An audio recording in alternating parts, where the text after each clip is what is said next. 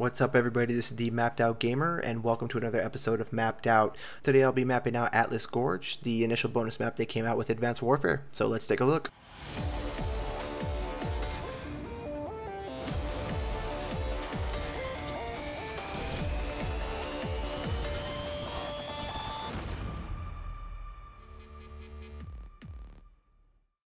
So I'm pretty sure you guys are already aware of this, that Atlas Gorge is basically the remake of Pipeline from Call of Duty 4. Besides the fact that this level's brought up in the Advanced Warfare universe and has been really polished for verticality, there's not much difference. You still get the underground tunnels with the east side open spots and these two kind of like facing warehouses, so it's pretty much the same. Of course, right away you'll notice the colors, the textures, everything's been really upgraded. I mean, this map basically got a whole, entire facelift. It has more high resolution textures. There's a lot more objects and dynamics events going on. It's actually just been really, basically overhauled. Comparing the two, Pipeline and Atlas Gorge, as far as the colors and the textures, Atlas Gorge definitely has a mixed bag of like blues and reds and yellows, a lot more colors that pop. Oh, now there is no major levolution trigger on this map. However, we do see these, there's two segments of these cranes kind of on the sides of the maps that just have these tubes that just move one tube from one side to the other side. They go kind of slow. You can stand on top of them or you can kind of crawl inside of them. These are great hiding spots. They do move, so I don't know if they're great for sniping since it's constantly moving, but hey, it's an alternative. The map specific score streak for Atlas Gorge is these two big rail guns placed up way high at top of the map. Don't forget to use that zoom in feature when you're shooting these because these shoot very slowly and you do want to place your shots well. What's cool about these guns, since they're placed so high, you can actually take out enemy aircraft with these, so keep that in mind. Okay, so looking at the layout of Atlas Gorge, it's very asymmetrical.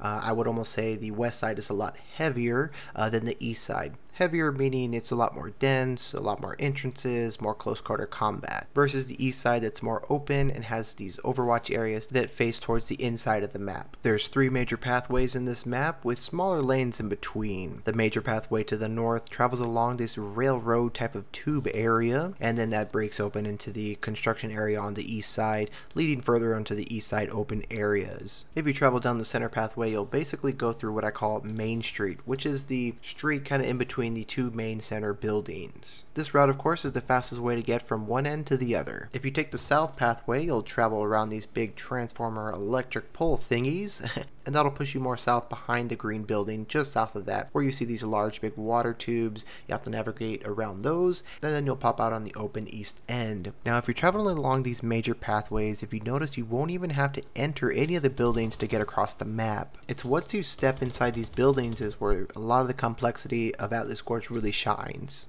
Now, if you count all the large windows on the tops of the buildings, there's probably about 20 to 25 different entrances to each of them. So keep that in mind when you're really trying to infiltrate an objective inside the buildings. There's always an alternate way to get inside. With so many entrances, it's very hard to create a choke point in these buildings. Speaking of choke points, below ground we got the tunnel network that connects a lot of these buildings together. With only 4 entrances into these tunnels, the tunnels can actually become a choke point rather quickly. So make sure to watch your 6 when you're down there. The last thing I wanted to mention was the verticality of this map, which isn't very apparent, versus the other Advanced Warfare maps, but I did find some good useful, vertical tactics, like such as, the glass windows on the second stories of the main buildings. These can, be broken into and boosted up onto, adding an extra entryway into these buildings. So I found that pretty useful. As always, check out the description below for your exclusive, that's right, exclusive. You can't find this anywhere. This is the Atlas Gorge interactive digital PDF map. It's print friendly, it's got layers, on and off visibility.